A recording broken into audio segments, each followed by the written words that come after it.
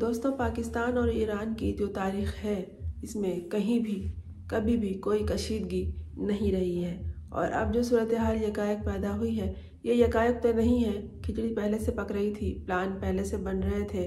اور بیوقوف سمجھ لیا گیا پاکستانی حکومت کو، اور اس بات پہ خاص طور پہ اہمیت دی گئی کہ جو اندرونی خلفشار پاکستان میں اس وقت موجود ہے اس کا فائدہ اٹھایا جائے، لیکن ایسا ہو نہیں سکا۔ پاکستانی عوام کو لوگ ابھی تک نہیں سمجھ سکے ہیں کہ یہ ہر مشکل گھڑی میں اپنے تمام معاملات، مسائل، لڑائی جھگڑے بھول کر پاکستان کے لیے اٹھ کھڑی ہوتی ہے۔ اگر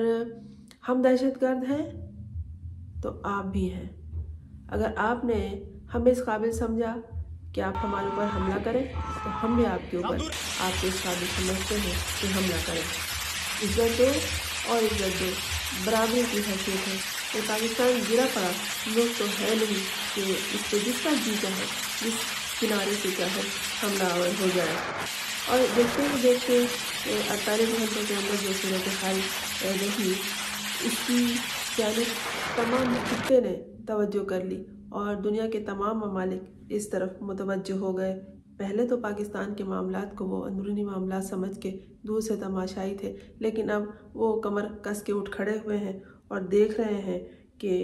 کیا کچھ ہو گیا ہے یہاں۔ ایران نے پاکستان پر کس طرح اٹیک کیا، دہشت گردی کا حوالہ دے کر، دہشت گردوں کا حوالہ دے کر۔ اور اس کے علاوہ یہ بھی ہوا ہے کہ فضائی حدود کی بھی خلاف ورزی ہوئی ہے۔ ظاہر فضا سے مار کی گئی ہے تو فضائی حدود کی خلاف ورزی ہوئی ہے، اور زمین پہ یہ مار کی گئی ہے، یعنی یہ حملہ آور زمین پہ ہوئے ہیں فضا کا سہارا لے کر۔ زمین اور فضا دونوں حدود کی خلاف ورزی کی گئی ہے۔ معصوم بچے جان سے گئے، گھر تباہ ہوئے، اور پہلے تو یہی ہوتا ہے، مذمت کی جاتی ہے، لیکن جب کوئی جان سے جائے، کسی کی سرحد کو پھلانگا جائے تو پھر برابر کا اینٹ کا جواب پتھر سے دینے کا معاملہ ہو جاتا ہے، خاص طور پر ملکی معاملات میں، اور وہ ملک جسے کمزور سمجھا گیا ہے اور وہ بھی پڑوسی کے حوالے سے۔ 18 جنوری کو پاکستان نے بھی فضائی مار کی اور انہوں نے ایران میں جو دہشت گرد ہیں ان کے ٹھکانوں پر حملہ کیا، اور جتنا حملہ اس کے اوپر کیا گیا اس سے زیادہ کیا۔ ISPR کے مطابق کہ ایران میں Balochistan liberation army liberation front کے ٹھکانوں کو نشانہ بنایا گیا۔ ایران نے جو حملہ کیا تھا اس میں اس نے باقاعدہ دعویٰ کیا کہ 3 خواتین 4 بچوں سمیت 9 افراد مارے گئے، اور یہ تمام کے تمام ایرانی نہیں تھے، غیر ایرانی تھے، یعنی کہ وہ انہیں جن دہشت گرد کہہ رہا ہے کہ یہ ایرانی نہیں تھے تو ظاہر ہے پاکستان کی حدود میں تھے تو یہ پاکستانی ہی تھے۔ چین بھی ظاہر ہے وہ پڑوسی ہے، اٹھ کھڑا ہوا اور اس نے کہا کہ یہ جو صورتحال پیدا ہو گئی ہے اس میں مصالحت کے لیے تیار ہوں۔ یہ ایک اچھا کردار ہے، اچھے پڑوسی ہونے کی نشانی بھی یہی ہے کہ وہ 2 پڑوسیوں کو لڑتا ہوا دیکھ کر مصالحت کے لیے خود کو پیش کر دے۔ اور امریکہ کا بھی اس معاملے میں یہ حصہ رہا کہ اس نے کہا کہ بھائی یہ تو سرحدی حدود کی خلاف ورزی ہے ہی، ساتھ ہی ہمسایہ ملک کو بھی نشانہ بنایا گیا ہے، اور اس طرح پاکستان، عراق اور شام میں ایران کی حملے کی مذمت کا امریکہ نے اظہار کیا اور کہا کہ یہ تو ایک خود مختار ملک کے سرحدوں کی خلاف ورزی ہے، اور انہوں نے اس کی مذمت کی۔ افغانستان اور نے بھی یہی کہا کہ بھائی تحمل کا مظاہرہ کرو۔ یروشلم پوسٹ نے اپنی رپورٹ میں بتایا کہ حیرت ہے کہ پاکستان جیسا ایٹمی طاقت رکھنے والے ملک کے ساتھ اس کے پڑوسی ایران نے کشیدگی بڑھانے کی ہمت کی۔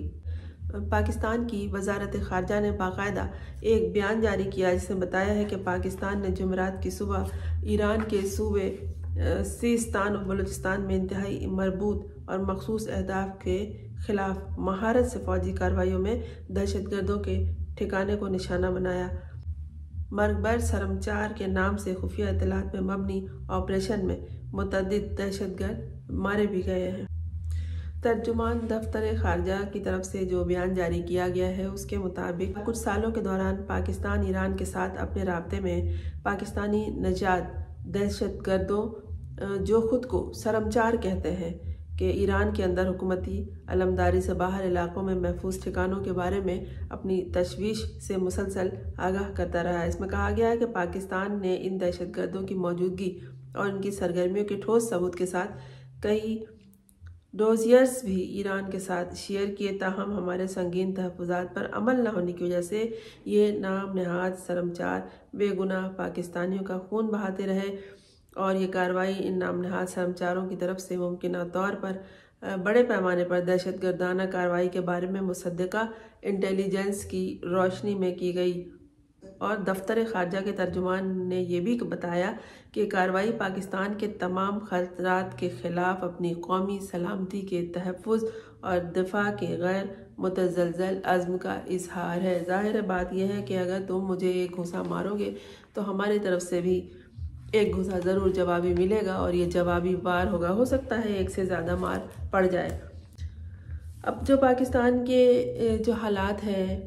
پاکستان کی سرحد پر 3 طرف سے مسائل ہیں، ایک انڈیا کی طرف سے ہے، ایک افغانستان ہے، چائنا ہے،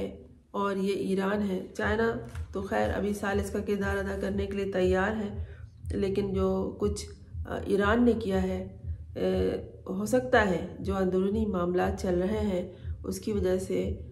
عالمی حالات پر نظر رکھنے والوں کی توجہ اس طرف رہتی ہے، تو پھر پاکستان کے تمام بڑے ادارے اس طرف ضرور متوجہ ہوں گے، کیونکہ اس وقت سرحد پر 3 طرف سے خطرہ ہے۔ جو یہ دہشت گرد ہیں ان کے حوالے سے بھی کچھ معاملات رہتے ہیں، خاص طور پر جو بلوچستان کے حالات ہیں، ایک پاکستان کے اندرونی سیاسی خلفشار اور جو معیشت کے کرائسس ہیں، یہ سارے مل کر کسی ملک کو یقیناً اتنا کمزور ظاہر کرتے ہیں کہ کوئی بھی اس طرف آنکھ اٹھانے کی جرات کر سکتا ہے۔ لیکن ایران یہ کیوں بھول گیا تھا، جو کہ اسرائیل نے بھی اس کو یاد دلایا ہے کہ پاکستان ایٹمی طاقت رکھتا ہے، اور اس کی طرف اس طرح کی کارروائی کرنے سے پہلے باقاعدہ بات چیت کرنی چاہیے۔ ایران نے جو کیا، اصل میں اس نے دعوت دی پاکستان کو کہ